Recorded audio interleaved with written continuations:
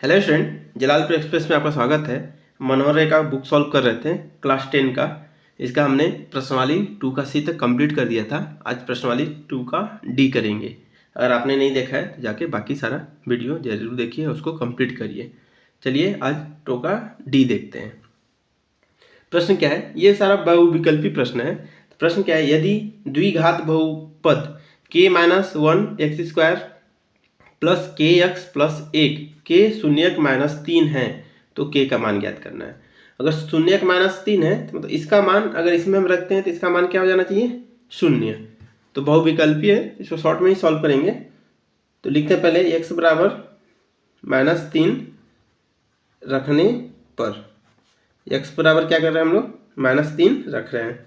x बराबर -3 रखने पर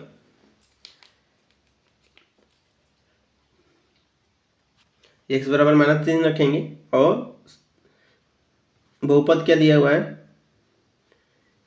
4x प्लस 1 बराबर 0। तो यहाँ क्या क्या करते हैं, x की जगह हम -3 रखते हैं। k -1 और -3 का स्क्वायर हो जाएगा प्लस k गुने -3 प्लस 1 बराबर 0।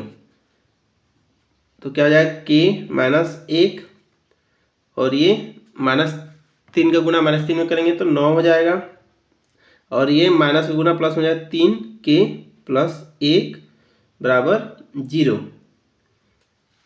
फिर यहाँ से क्या हो जाएगा, 9k -9 -3k प्लस 1 बराबर 0। तो क्या हो गया हमारा, 9k और माइनस यहाँ पे क्या 9k और -3k, इसको माइनस करेंगे तो क्या हो जाएगा, 6k हो जाएगा, और -9 प्लस 1 करेंगे तो -8 हो जाएगा, बराबर equal to 0। 6k equal to 8, तो k इक्वल टू क्या हो जाएगा, 8/3 इक्वल टू 4/3। तो हमारा आंसर क्या हो गया, 4/3। ऑप्शन नंबर फर्स्ट सही हो जाएगा। चलिए दूसरा प्रश्न देखते हैं। दूसरा में क्या दिया है, शून्यक -3 और 4 वाला द्विघात बहुपद है। शून्यक -3 और 4 वाला द्विघात बहुपद है। बहुपद क्या है, द्विघात है। और शून्यक क्या दिया है, -3 और 4। तो अल्फा बराबर -3 और बीटा बराबर 4 हो जाएगा। अल्फा बराबर क्या हो जाएगा, -3 और बीटा बराबर क्या हो जाएगा, 4, क्योंकि इसके शून्यक -3 और 4 दिए हुए हैं। तो इसको हम क्या करेंगे, सॉल्व कर लेंगे। तो यहाँ क्या है, द्विघात। तो द्विघात का सूत्र क्या होता है, x² minus alpha plus beta x plus alpha into beta. तो पहले देख लेते हैं अल्फा प्लस बीटा बराबर क्या होगा, -3 प्लस 4 बराबर 1, और अल्फा बीटा बराबर क्या होगा, -3 गुने 4 बराबर -12। तो इसमें मान रख लेते हैं, x² अल्फा प्लस बीटा का मान क्या आ गया, +1 x, और अल्फा बीटा का -12। अल्फा बीटा का मान क्या आ जाएगा, -12। तो देखते हैं x² -x -12, ये मान क्या आ गया, बहुपद हो गया।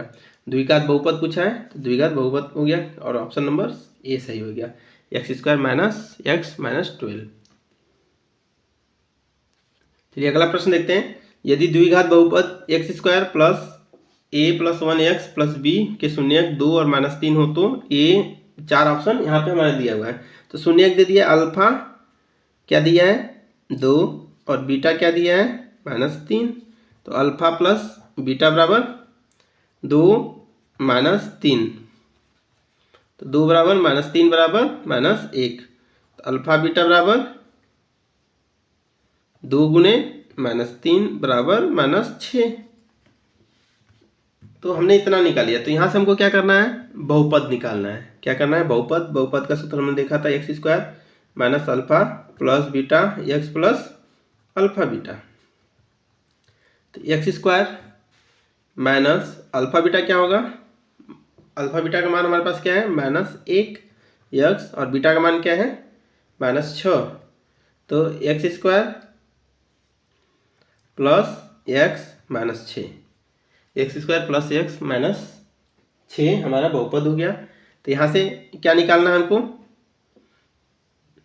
a और b का मान निकालना है। क्या करना है, a और b का मान। तो a का मान क्या हो गया, यहाँ पे दिया हुआ है इतना, एक्स के आगे क्या है, ए प्लस वन, एक्स के आगे एक्स का गुणांक ए प्लस वन है, यहाँ पे एक्स का गुणांक एक है, यहाँ पे एक्स का गुणांक क्या है, एक है।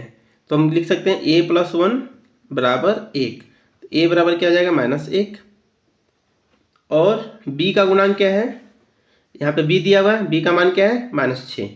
बी का मान क्या है, माइनस छः। बी बराबर माइनस छः हम डायरेक्ट लिख देंगे। वहाँ पे बी दिया है, बी दिया है यहाँ पे, तो बी की जगह पे क्या आ गया, माइनस छः।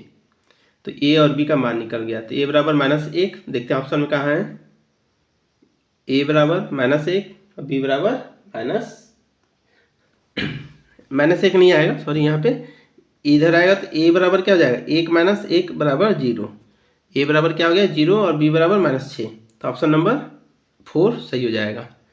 ए बराबर जीरो, बी बराबर माइनस छः। चलिए अगला प्रश्न 5वां करते हैं। शून्यक माइनस दो और 5 वाले बहुपद की संख्या है। तो पहले क्या शून्यक दे दिया है, तो अल्फा क्या हो जाएगा, माइनस दो, और बीटा क्या हो जाएगा, 5। तो अल्फा प्लस बीटा माइनस दो प्लस 5 बराबर 3 अल्फा बीटा। अल्फा बीटा का मान क्या हो जाएगा, माइनस दो गुने 5 बराबर माइनस 10। तो हमको बहुपद निकालना, बहुपद की संख्या है। पहले बहुपद का सूत्र क्या होता है, x square minus alpha plus beta x plus alpha beta.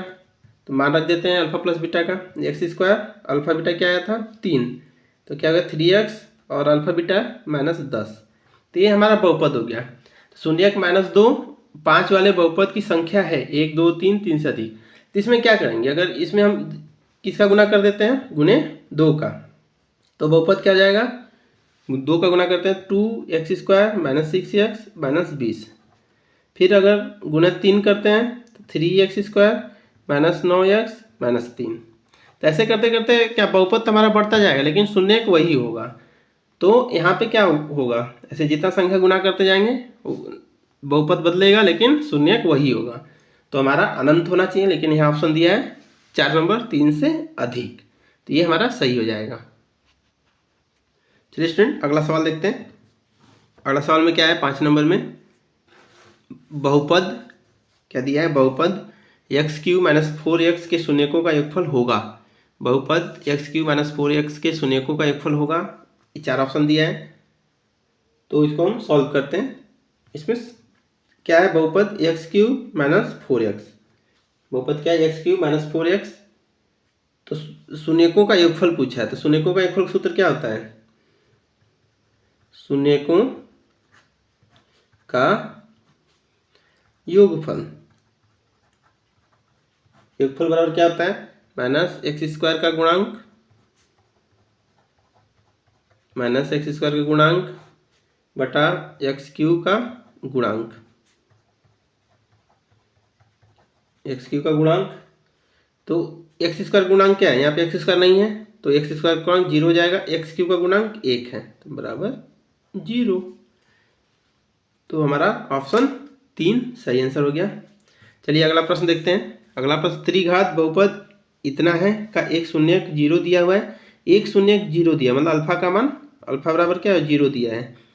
अन्य दोनों शून्यकों का योगफल गुणनफल है। इसमें क्या दिया हुआ है, अन्य दो शून्यकों का गुणनफल क्या होगा।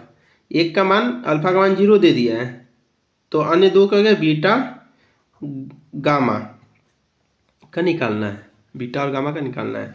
तो हमको पता है क्या होता है, अल्फा गुने बीटा, बीटा गुने गामा प्लस गामा गुने अल्फा बराबर क्या होता है, c बटा a। तो अल्फा 0, बीटा हो जाएगा बीटा, गामा ऐसे रह जाएगा गामा गुने 0 और c बटा a ऐसे ही रह जाएगा। तो देखिए ये पूरा 0 हो गया, ये भी 0 हो गया, तो 0 हो गया तो खत्म हो गया, ये भी 0 हुआ तो खत्म हो गया। तो बीटा गामा बराबर c बटा a हो जाएगा। तो हमारा आंसर क्या आ जाएगा, ऑप्शन नंबर 2 इसका आंसर हो जाएगा। चलिए अगला सवाल 7 नंबर देखते हैं। 7 नंबर में क्या दिया है, द्विघात बहुपद है x square plus 99x plus 127 के शून्यक है। शून्यक के बारे में पूछा जा रहा है। तो शून्यक क्या क्या होंगे वो पूछ रहा है, ये नहीं पूछ रहा क्या है, दोनों ऋणात्मक होंगे कि दोनों धनात्मक होंगे। तो यहाँ से हम अल्फा बीटा निकाल सकते हैं। क्या निकाल सकते हैं? Alpha beta. तो यहाँ पे ए बराबर क्या हो जाएगा? 1, क्योंकि एक्स स्क्वायर गुणांक 1 है। बी बराबर 99, क्योंकि यक्स का गुणांक 99 है। और सी बराबर क्या हो जाएगा? 127। सी बराबर 127 होगा। तो हम क्या लिख सकते हैं?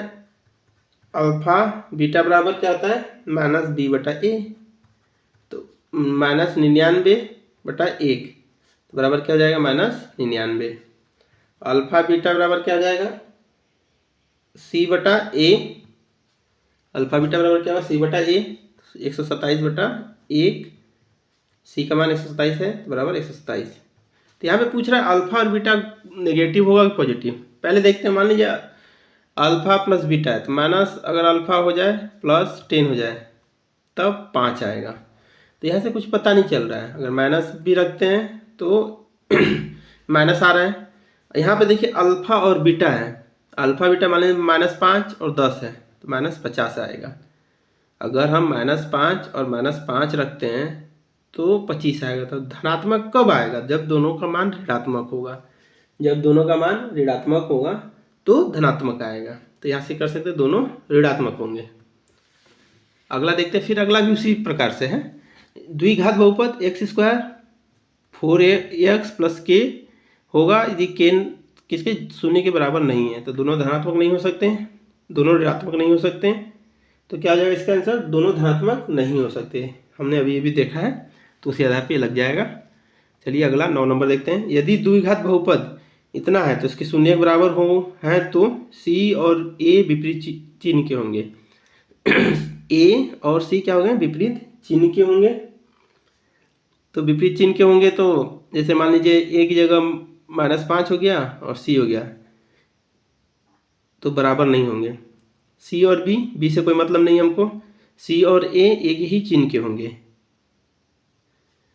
सी और ए एक ही चिन्ह के होंगे। इसमें क्या हो जाएगा? सी और ए एक ही चिन्ह के होंगे तभी बराबर हो सकता है। चलिए अगला सवाल देखते हैं। प्रश्न नंबर 10 देखते हैं। यदि एक्स स्क्वायर प्लस ए एक्स प्लस बी के रूप के एक द्विघात बहुपद का एक शून्य का ऋणात्मक हो तो इसमें कई रैखिक पद नहीं होता तथा अचर पद ऋणात्मक होगा। इसमें कई रैखिक पद नहीं होंगे तथा अचर पद ऋणात्मक होगा। इसमें कोई रैखिक पद नहीं होता तथा अचर पद धनात्मक होगा। इसका कोई रैखिक पद हो सकता है परंतु अचर पद ऋणात्मक होगा। इसका रैखिक पद हो सकता है परंतु अचर पद धनात्मक होगा। इसमें सही आंसर हो जाएगा, इसमें कई रैखिक पद होंगे तथा अचर पद ऋणात्मक होगा। इसका आंसर होगा। चलिए अगला देखते हैं। निम्नलिखित में से कौन एक द्विघात बहुपद का आलेख नहीं है? द्विघात देखिए ये किसी को कहीं नहीं काट रहा है तो क्या हो जाएगा? इस बिंदु से मिलेगा यहाँ पे तो ये क्या जाएगा? द्विघात हो जाएगा। पूछा द्विघात आलेख नहीं होंगे। इस बिंदु को काट रहा है तो एक्स भी होगा वाई भी होगा। यहाँ पे ऐसे एक लाइन में 2 ही बार कट कर रहा है तो ये भी द्विघात हो गया। देखिए और इसमें क्या कर रहे हैं? इसमें क्या है? 2 बिंदु पर कट रहा है इसलिए ये द्विघात हो गया। ये कितने बिंदु पर कट कर रहा है एक्स एक्सिस को? 3 बिंदु पे। कितने बिंदु पे? 3 बिंदु पे। तो ये क्या हो जाएगा? त्रिघात। तो हमारा आंसर यही सही है। पूछा कौन सा द्विघात नहीं है? द्विघात बहुपद का आलेख नहीं है मतलब द्विघात नहीं होना चाहिए। तो ये 4 नंबर क्या हो जाएगा? हमारा आंसर हो जाएगा त्रिघात होगा। तो हमारा 2 का डी खत्म हो गया। अगले क्लास में 3 का ए के साथ मिलेंगे। अभी के लिए इतना ही। चैनल पे अगर नए हैं तो जरूर सब्सक्राइब करिए। वीडियो अच्छा लगे तो ज़रूर शेयर करिए। जय हिंद, जय भारत, बाय।